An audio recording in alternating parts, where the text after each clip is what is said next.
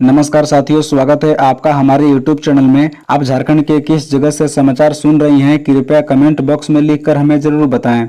तो आइए जानते हैं झारखंड से जुड़े तमाम मुख्य बड़ी खबरों को। इससे पहले यदि आप वीडियो को लाइक नहीं किए हैं तो लाइक कर दीजिए और चैनल में नए हैं तो चैनल को सब्सक्राइब कर लीजिए। झारखंड में 2 मंत्रियों को बदल सकती है कांग्रेस, कब होगा कैबिनेट का विस्तार। दरअसल आपको बता दें कि झारखंड कैबिनेट का विस्तार इस सप्ताह के अंत तक हो सकता है। शुक्रवार या शनिवार को नए मंत्री शपथ ले सकते हैं।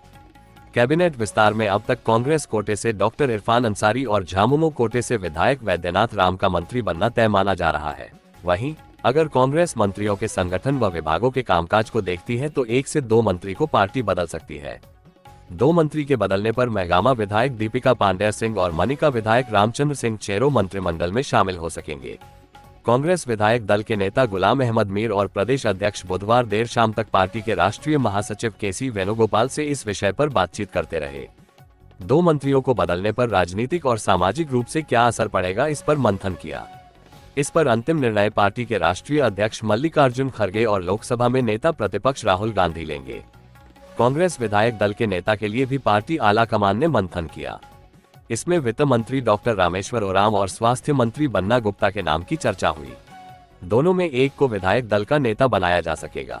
पार्टी सूत्रों की माने तो पार्टी 1 मैन 1 पोस्ट के फॉर्मूला के अनुसार काम कर रही है। ऐसे में अगर किसी मंत्री को विधायक दल के नेता रूप से चयन किया जाता है तो उन्हें मंत्री पद छोड़ना पड़ सकता है। 2 केबल सस्पेंशन ब्रिज निर्माण का मामला। मंत्री का निर्देश है सिमटोली फ्लाईओवर का निर्माण सितंबर तक हर हाल में पूरा करें। हकीकतः फ्लाईओवर चालू होने में 3-5 माह का समय लगेगा। दरअसल आपको बता दूं कि पथ व भवन निर्माण मंत्री बसंत सोरेन ने बुधवार को सिमटोली फ्लाईओवर निर्माण कार्य का जायजा लिया। उन्होंने निर्माण कंपनी L&T के पदाधिकारियों व इंजीनियरों से कार्य की स्थिति की जानकारी ली। पदाधिकारियों ने बताया कि अब तक करीब 73% काम पूरा हो गया है। रेलवे ट्रैक के ऊपर से प्रस्तावित केबल सस्पेंशन ब्रिज का NOC मिलते ही 2 से 3 माह में निर्माण कार्य पूरा हो जाएगा। इस पर मंत्री ने कहा कि सितंबर तक फ्लाईओवर के बचे हुए काम पूरा करें। उधर जब दैनिक भास्कर ने फ्लाईओवर निर्माण कार्य की पड़ताल की तो सच्चाई कुछ और निकली। 210 मीटर लंबा 2 केबल सस्पेंशन ब्रिज बनाने के लिए रेलवे को रोजाना कम से कम 8 घंटे का ब्लॉक लेना होगा। पथ निर्माण प्रमंडल ने रेलवे को ब्लॉक देने का प्रस्ताव भी दिया है। साथ ही केबल ब्रिज का डिजाइन भेजा है जो अब तक स्वीकृत नहीं हुआ है। बता दें कि सूत्रों के अनुसार अगले 10 दिनों में डिजाइन स्वीकृत होने की संभावना है। वहीं रेलवे रोजाना 8 घंटे का ब्लॉक देने को तैयार हो जाता है, तब भी केबल ब्रिज तैयार करने में कम से कम 3 माह का समय लगेगा। ऐसे में फ्लाईओवर चालू होने में 4 से 5 माह का समय लगेगा। राधाकृष्ण किशोर ने राज्यपाल को सौंपा TAC के कार्यान्वयन को लेकर ज्ञापन। दरअसल आपको बता दूं कि पूर्व मंत्री राधाकृष्ण किशोर ने बुधवार को राज्यपाल CP राधाकृष्णन से मिले। उन्होंने राज्यपाल को वर्ष 2008 में गठित जनजातीय परामर्शदात्री समिति को क्रियान्वित करने के लिए ज्ञापन सौंपा। उधर अध्यक्ष सुरेंद्र सोरेन के नेतृत्व में रांची प्रेस क्लब का भी एक प्रतिनिधिमंडल राज्यपाल से मिला। उनसे रेलवे स्टेशन और एयरपोर्ट पर पत्रकारों के लिए निःशुल्क पार्किंग की व्यवस्था करने का आग्रह किया। साथ ही कोरोना काल से पहले की तरह पत्रकारों को रेल किराए में मिलने वाली छूट को बहाल करने का भी आग्रह किया। राज्य सचिवालयों में पत्रकारों को प्रवेश में हो रही परेशानियों से भी अवगत कराया। झारखंड में अब सरकारी नौकरी मिलेगी फटाफट। CM चंपाई बोले 3 महीने में 40-50 हजार युवाओं को जॉब। दरअसल आपको बता दूं कि झारखंड विधानसभा चुनाव के पहले राज्य में युवाओं को फटाफट सरकारी नौकरी मिलेगी। मुख्यमंत्री चंपाई सोरेन ने कहा कि अगले 3 महीने में 40 से 50 हजार युवाओं को सरकारी नौकरी मिलेगी। इसके लिए विभिन्न विभागों में नियुक्ति प्रक्रिया शुरू कर दी गई है। CM चंपाई सोरेन बुधवार को धनबाद में विभिन्न योजनाओं के उद्घाटन, शिलान्यास और लाभुकों के बीच परिसंपत्ति वितरण समारोह को संबोधित कर रहे थे। मुख्यमंत्री ने कहा कि यहाँ की जनता को अगले महीने एक नई स्वास्थ्य योजना की सौगात मिलेगी। इस योजना के तहत आयुष्मान कार्ड से वंचित लोगों को 15 लाख रुपए तक इलाज की मुफ्त सुविधा मिलेगी। सिर्फ राशन कार्ड के आधार पर लोग इस स्वास्थ्य योजना का लाभ ले सकेंगे। मुख्यमंत्री ने कहा कि राज्य में अगले 3 महीनों में 40 से 50 हजार युवाओं के हाथ में सरकारी नौकरी होगी। इसके लिए संबंधित आयोग को नियुक्ति प्रक्रिया पूरी करने का निर्देश दे दिया गया है। निजी क्षेत्र की कंपनियों में स्थानीय युवाओं को नौकरी दिलाने के लिए अभियान चलाया जाएगा। उन्होंने कहा कि जो युवा स्वरोजगार के इच्छुक हैं, उन्हें मुख्यमंत्री रोजगार सृजन योजना के तहत आर्थिक मदद की जा रही है। झारखंड में रात 12 बजे तक हर हाल में बंद हो बार रेस्टोरेंट, हाई कोर्ट का चंपई सरकार को आदेश। दरअसल आपको बता दूं कि झारखंड हाई कोर्ट ने राज्य की चंपई सोरेन सरकार को सुनिश्चित करने को कहा है कि रात 12 बजे के बाद किसी भी हालत में बार और रेस्टोरेंट खुले न रहें। कोर्ट ने रांची के मेन रोड इलाके में स्थित एक बार में पिछले महीने एक युवक की गोली मारकर हत्या के मामले में स्वतः संज्ञान के आधार पर सुनवाई करते हुए बुधवार को यह निर्देश दिया। कोर्ट ने सुनवाई के दौरान मौखिक तौर पर कहा कि रांची शहर में बार एवं रेस्टोरेंट की संख्या बढ़ती जा रही है। लालपुर, डोरंडा, बिरसा चौक के आसपास तुपुदाना में कई रेस्टोरेंट खुले हैं जहां लोग रात में शराब का सेवन करते हैं। इन रेस्टोरेंट्स में बिना लाइसेंस शराब सर्व की जाती है। ऐसे बार रेस्टोरेंट के खिलाफ कड़ा एक्शन लिया जाए। पुलिस नशा रोकने के अभियान के नाम पर सिर्फ आईवॉश न करे बल्कि सामाजिक दायित्व समझते हुए नशा उन्मूलन के लिए अभियान चलाए। बता दें कि सुनवाई के दौरान राज्य सरकार की ओर से कोर्ट को बताया गया कि पुलिस की टीम बनाई गई है जो बार और रेस्टोरेंट की गतिविधियों पर नजर रखेगी। रांची शहर में चल रहे बार और रेस्टोरेंट के बंद होने एवं खुलने का समय कोर्ट के समक्ष प्रस्तुत किया जाएगा। माओवादियों को टेरर फंडिंग मामले में नियर की छापेमारी, 1 करोड़ के इनामी नक्सली मिसिर बेसरा से जुड़े मामले में कार्रवाई। दरअसल आपको बता दूं कि झारखंड के मनोहरपुर में एनआईए ने छापेमारी की है। एनआईए की टीम जोगी भट्टा में एक ईंट भट्टा में जांच कर रही है। माना जा रहा है कि यह छापेमारी माओवादियों को फंडिंग के मामले में हो रही है। हालांकि एनआईए ने अभी तक इस बारे में कोई आधिकारिक जानकारी नहीं दी है। ऐसी चर्चा है कि 1 करोड़ के इनामी नक्सली मिसिर बेसरा से जुड़े मामले में एनआईए की ओर से ये कार्रवाई की गई। ये घटना पश्चिमी सिंहभूम जिले की है। एनआईए को शक है कि जोगेश्वर गोप के ईंट भट्टा का इस्तेमाल माओवादियों को फंडिंग के लिए किया जा रहा है। एनआईए की टीम को इस बारे में कुछ अहम सुराग मिले हैं जिसके बाद ये कार्रवाई की गई है। बता दें कि झारखंड में एनआईए काफी सक्रिय है और टेरर फंडिंग समेत कई मामलों की जांच कर रही है। पिछले कुछ समय में राज्य में कई जगहों पर एनआईए ने छापेमारी की है और कई संदिग्धों को हिरासत में भी लिया है। हालांकि अभी यह स्पष्ट नहीं है कि मनोहरपुर में हुई इस छापेमारी में एनआईए को क्या सफलता मिली है। जैसे ही इस बारे में अधिक जानकारी मिलेगी हम आपको अपडेट करेंगे। कांग्रेस नेता संग जेल में देर तक चली हेमंत की मीटिंग, आखिर क्या हुई बात? जेएमएम की ये है रणनीति। दरअसल आपको बता दूं कि जेल में बंद झारखंड के पूर्व मुख्यमंत्री और सत्तारूढ़ झारखंड मुक्ति मोर्चा के कार्यकारी अध्यक्ष हेमंत सोरेन पार्टी व गठबंधन की रणनीति पर नजर रखे हुए हैं। हेमंत की विधायक पत्नी कल्पना सोरेन समेत झामुमो और कांग्रेस के तमाम वरिष्ठ नेता जेल में हेमंत से मुलाकात कर रहे हैं और उन्हें राज्य की राजनीतिक परिस्थितियों से अवगत करा रहे हैं। चर्चा है कि जेल से ही हेमंत पार्टी की रणनीति तय कर रहे हैं और इसे लेकर लगातार निर्देश दे रहे हैं। बता दें कि हेमंत सहयोगी दलों के साथ बेहतर तालमेल और समन्वय पर भी नजर रख रहे हैं। मुख्यमंत्री चंपाई सोरेन भी कई बार हेमंत से जेल में मुलाकात कर चुके हैं। कांग्रेस के नेतागण भी अक्सर उनसे मिल रहे हैं। रांची जेल में रची गई थी ईडी अफसरों पर हमले की साजिश, केंद्र का जवाब। दरअसल आपको बता दें कि ईडी के अफसरों पर हमले और आपराधिक साजिश रचने से जुड़े संसद में पूछे गए प्रश्न पर केंद्र सरकार ने अपना जवाब दिया है। इसमें बताया है कि ईडी अफसरों पर हमले की साजिश रांची के बिरसा मुंडा केंद्रीय कारा में रची गई थी।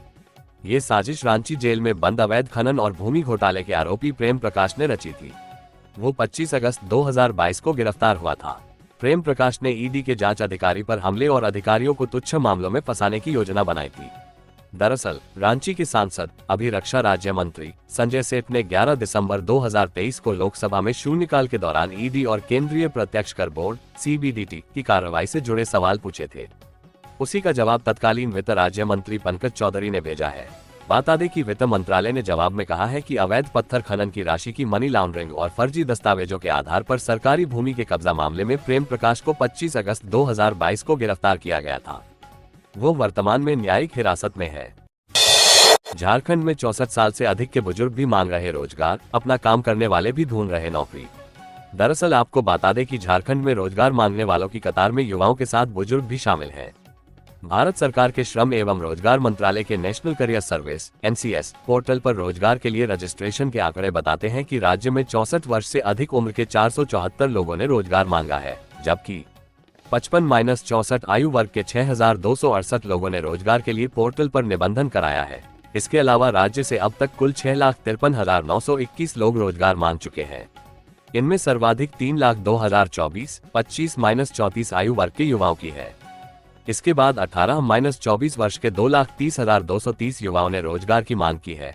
बता दें कि नौकरी की तलाश कर रहे देश भर के 58 करोड़ 1,71,201 लोगों ने NCS पोर्टल का रुख किया है, जबकि झारखंड के 39,36,549 लोग NCS पोर्टल विजिट कर चुके हैं। इस मामले में झारखंड के लोगों की हिस्सेदारी लगभग 0.68% है। झारखंड में मौसम मेहरबान, झमाझम बारिश का दौर जारी, लेकिन रांची में मानसून कब होगा सक्रिय? दरअसल आपको बता दें कि झारखंड में पिछले 24 घंटे के दौरान कई जगहों पर अच्छी बारिश हुई। सबसे अधिक बारिश गुमला में 92 मिलीमीटर हुई। पिछले 24 घंटों के दौरान सिमडेगा, हजारीबाग, धनबाद, गिरिडीह, दुमका आदि जिलों में भी अच्छी बारिश हुई है। हालांकि रांची समेत आसपास के क्षेत्रों में पिछले 24 घंटों के दौरान बारिश नहीं हुई। बुधवार को यहां उमस की गर्मी रही। मौसम पूर्वानुमान के मुताबिक गुरुवार को कहीं कहीं बारिश होने की संभावना है, जबकि शुक्रवार से मानसून की सक्रियता में तेजी आएगी और रांची समेत राज्य के कई भागों में बारिश होने का पूर्वानुमान व्यक्त किया गया है। मौसम विभाग के अनुसार राज्य में पिछले 24 घंटों के दौरान सिमडेगा में 65.0 मिलीमीटर, नेत्रोट लातेहार में 52.5 मिलीमीटर, हजारीबाग में 52.2 मिलीमीटर, धनबाद में 45.8 मिलीमीटर, गिरिडीह 35 मिमी, नाला दुमका में 25.2 मिलीमीटर और पूर्वी सिंहभूम में 35.4 मिलीमीटर बारिश हुई। इसके अलावा रामगढ़, बोकारो, गोड्डा और गढ़वा में 5 से 10 मिमी और कुछ अन्य जगहों पर छिटपुट बारिश हुई। जून माह के दौरान झारखंड में 66% कम बारिश हुई है। राज्य में 1 जून से अब तक सामान्य बारिश 149.8 मिलीमीटर की तुलना में केवल 51.7 मिलीमीटर हुई है। 5 जिले रांची, गुमला, सिमडेगा, पश्चिम सिंहभूम, धनबाद में बारिश में 54% या इसके कम है, जबकि अन्य 19 जिलों की बारिश में 55 से 92% की कमी है। गढ़वा में इस जून माह के दौरान सबसे कम 8.2 मिलीमीटर बारिश हुई है। यहाँ 92% बारिश कम हुई है। मौसम विभाग के अनुसार राज्य में मानसून की स्थिति में कोई बदलाव नहीं आया है। यह मानसून का नॉर्दर्न लिमिट झारखंड के चाईबासा, पाकुड़ और साहिबगंज से होकर गुजर रहा है। शुक्रवार से मानसून की प्रक्रिया में तेजी आने की संभावना है। एक फोन कॉल ने कैसे खोला नीट पेपर लीक का राज, छापेमारी में मिला 35 लाख वाला इनपुट। दरअसल आपको बता दें कि एक फोन कॉल ने यूजी नीट पेपर लीक कांड का खुलासा कर दिया। बताया जाता है कि पटना शास्त्री नगर नगर पुलिस को फोन से सूचना मिली कि 4 बदमाश एक एसयूवी से अपने ठिकाने की ओर जा रहे हैं, लेकिन फोन करने वाले ने अपना नाम नहीं बताया। तब पुलिस का शक गहरा होने लगा। पुलिस ने कार्रवाई करते हुए चारों युवक को पकड़ लिया। पूछताछ करने पर चारों युवकों ने बताया कि वे नीट यूजी की परीक्षा में उम्मीदवारों को शामिल कराने ले जा रहे थे। उम्मीदवारों को रामकृष्ण नगर में ठहराया गया था। जहां पुलिस ने छापेमारी की तो वहां यूजी नीट की परीक्षा देने 30 उम्मीदवार पकड़े गए। बता दें कि बच्चों ने पुलिस को बताया कि उन्होंने नीट के लीक पेपर और उसके जवाब के लिए 30 से 35 लाख रुपए दिए हैं। यहाँ उन्हें प्रश्न पत्र और आंसर शीट दिया जाना था। रात भर में सारे जवाब रटाए जाने थे। इसके बाद पटना पुलिस के कान खड़े हो गए। पुलिस ने इस मामले में अनुसंधान को आगे बढ़ते दानापुर नगर परिषद के जूनियर इंजीनियर सिकंदर यादवेंद्र सहित और 9 लोगों को हिरासत में ले लिया। ट्रेन में बिना टिकट बैठा यात्री खुद को बताने लगा सीबीआई अफसर, रौब दिखाने पर आरपीएफ जवानों ने सिखाया सबक। दरअसल आपको बता दूं कि एर्नाकुलम टाटानगर एक्सप्रेस से मंगलवार को टाटानगर के आरपीएफ जवान कृष्णा कुमार सिंह ने एक फर्जी सीबीआई अफसर को पकड़ा है। आरोपी का नाम सरफराज खान है और वह राजस्थान के जैसलमेर के सोफिया चंदानी का निवासी है। उसके पास से दूसरे व्यक्ति के नाम का आधार कार्ड व पैन कार्ड समेत 800 रुपए नकद बरामद किया गया है। 25 जून की सुबह रोरकेला स्टेशन से एर्नाकुलम एक्सप्रेस के चलने के बाद 3rd AC कोच B6 से उसे पकड़ा गया। आरोपी सरफराज खान को आरपीएफ जवानों ने टाटानगर में ट्रेन से उतारा। इसके बाद आरपीएफ पोस्ट में पूछताछ के बाद टाटानगर रेल पुलिस को सौंप दिया। आरपीएफ जवान के अनुसार गीतांजलि एक्सप्रेस में एस्कॉर्ट करते हुए उसकी टीम रोरकेला गई थी। वहां से एर्नाकुलम एक्सप्रेस में टाटानगर तक गश्त ड्यूटी थी। 3rd AC कोच में एक यात्री ने आरपीएफ को सरफराज खान की ओर दिखाकर पॉकेट में हाथ डालने की बात कही। इस पर जवानों ने सरफराज से पूछताछ की। इस दौरान उसने रौब दिखाने के लिए खुद को सीबीआई अफसर बताया, लेकिन मांगने पर एसी कोच का टिकट भी नहीं दिखा सका। बता दें कि संदेह होने पर एस्कॉर्ट टीम के अन्य सदस्यों को B6 कोच में बुलाकर उसकी तलाशी ली गई। इसमें उसका फोटो लगा दूसरे नाम का आधार कार्ड और पैन कार्ड बरामद हुआ। ट्रेन में पूछताछ करने पर आरोपी सरफराज ने चुप्पी साध ली। इसके बाद जवानों ने उसे टाटानगर लाकर पोस्ट के हवाले कर दिया।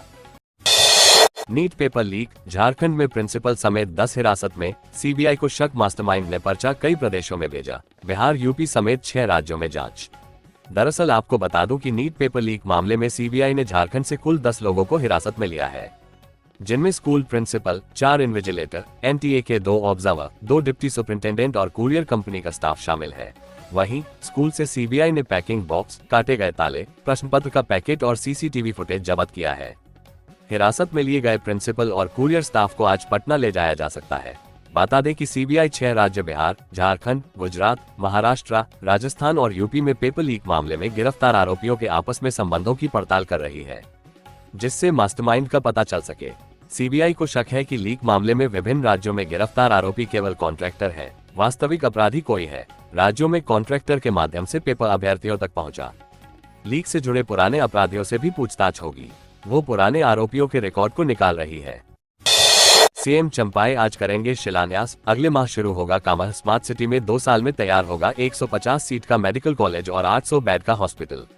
दरअसल आपको बता दूं कि धुर्वा में स्थित रांची स्मार्ट सिटी में अगले 2 वर्षों में 150 बेड का मेडिकल कॉलेज और 800 बेड का सुपर स्पेशलिटी हॉस्पिटल बनेगा। मेडिकल कॉलेज और अस्पताल का निर्माण कार्य का शिलान्यास 27 जून को दोपहर 12.15 बजे मुख्यमंत्री चंपाई सोरेन करेंगे। स्मार्ट सिटी के प्लॉट नंबर 44 की 8.50 एकड़ जमीन पर Gautam medical college and hospital बनेगा। जमीन का आवंटन राइट पाथ फाउंडेशन को किया गया था। फाउंडेशन के पदाधिकारियों ने पिछले दिनों ही जमीन की रजिस्ट्री कराई थी। फाउंडेशन के संस्थापक सदस्य श्रवण कुमार ने दैनिक भास्कर को बताया कि हमारी संस्था बिहार शरीफ में शांति दूत नामक 300 बेड के अस्पताल सहित कई संस्थाओं का संचालन कर रही है। स्मार्ट सिटी में झारखंड का सबसे बड़ा अस्पताल खोलने की तैयारी है। मेडिकल कॉलेज में 2026 सत्र से पढ़ाई शुरू की जाएगी। कॉलेज और हॉस्पिटल में करीब 250 डॉक्टर, 2500 पारा मेडिकल और नर्सिंग कर्मचारी बहाल होंगे। 3000 से अधिक लोगों को रोजगार मिलेगा। बता दें कि रांची के अलावा झारखंड के मरीजों को बाहर जाने की जरूरत नहीं होगी। मालूम हो कि स्मार्ट सिटी में चेन्नई अपोलो ग्रुप को भी नगर निगम ने हॉस्पिटल निर्माण के लिए जमीन आवंटित की है। उसका भी निर्माण इसी साल शुरू करने की तैयारी है।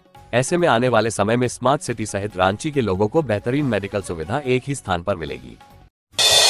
राजधानी के जलाशयों के संरक्षण पर झारखंड हाईकोर्ट की टिप्पणी। पेयजल के लिए पाइपलाइन बिछाने से कुछ नहीं होगा, पानी कहां से लाएंगे।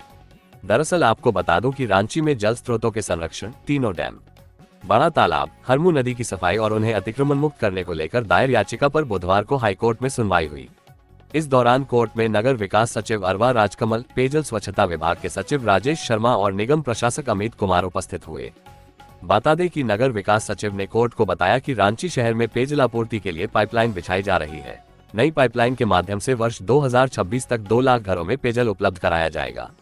इसके अलावा वाटर और सीवरेज ट्रीटमेंट प्लांट लगाकर रांची के गंदे पानी की सफाई करके नदी में छोड़ा जाएगा। हाईकोर्ट ने तल्ख टिप्पणी करते हुए मौखिक रूप से कहा कि रांची में सिर्फ पेयजल के लिए पाइपलाइन बिछाने से क्या होगा, जल स्रोतों नहीं रहेगा तो पानी कहां से लाएंगे। जल स्रोत के पानी को संरक्षित रखने और डैम के कैचमेंट एरिया को बनाए रखने के साथ शहर के सभी जल स्रोतों जैसे काके डैम, हटिया डैम, गेतलसूर डैम और हेनू हरमू नदी को अतिक्रमण मुक्त करना होगा। कैचमेंट एरिया बढ़ाने के साथ गाद निकालना होगा। काके डैम में नाले का पानी गिर रहा है, हरमू नदी नाले में तब्दील हो चुकी है। खबरों से जुड़े रहने के लिए चैनल को सब्सक्राइब, वीडियो को लाइक एवं एक दूसरे से शेयर जरूर करें। धन्यवाद।